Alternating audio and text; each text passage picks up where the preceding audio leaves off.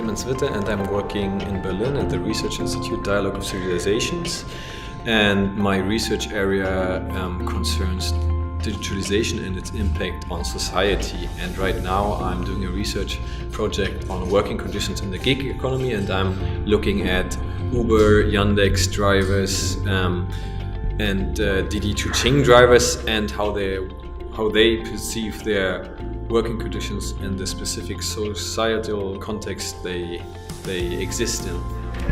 Yeah, in the beginning, sharing economy was thought of helping everybody actually, and because you could instead of own things, you could rent things, and that would be cheaper and be better for the people less well off.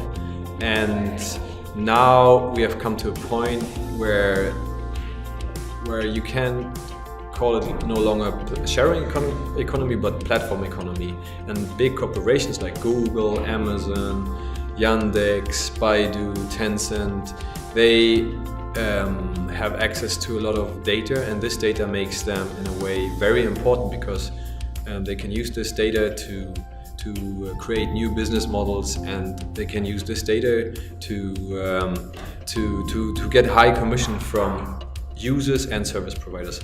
And right now, I would say we're in a phase where these big companies and corporations start to dominate the economy in certain sectors, and this is really a challenge. And on the one hand side, I could say technology has a really big potential for the economy to do good, but you need to have the right regulations in place to ensure that the common good is met by these corporations. So Uberization of work means actually that risks are increasingly shifted to drivers or more generally to employees. That's true for the global north and the global south. So you have to take care of your car, for example, if you work for a certain ride-sharing app.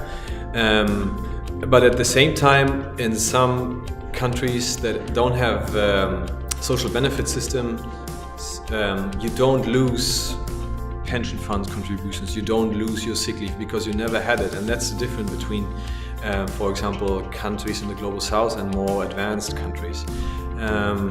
But the challenge is also similar in that way, that you have to ensure that these companies don't start a race to the bottom in terms of fares or salaries for the people working for them, because if they gain monopoly power, then if they are not stopped by regulations, they can take out really high charges, and that will hurt very many people. Yeah, I would say that at first it's important that these companies are properly taxed, and that's very important also in terms of competition, because less global companies, they are still taxed in the companies they work, but global companies, they have the advantage they can receive very high tax cuts just by shifting their gains to another jurisdiction.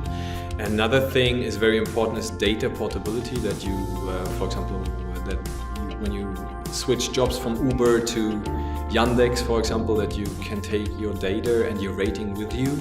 The same when you change from Facebook to WeChat, that you can take all your data with you without any restrictions.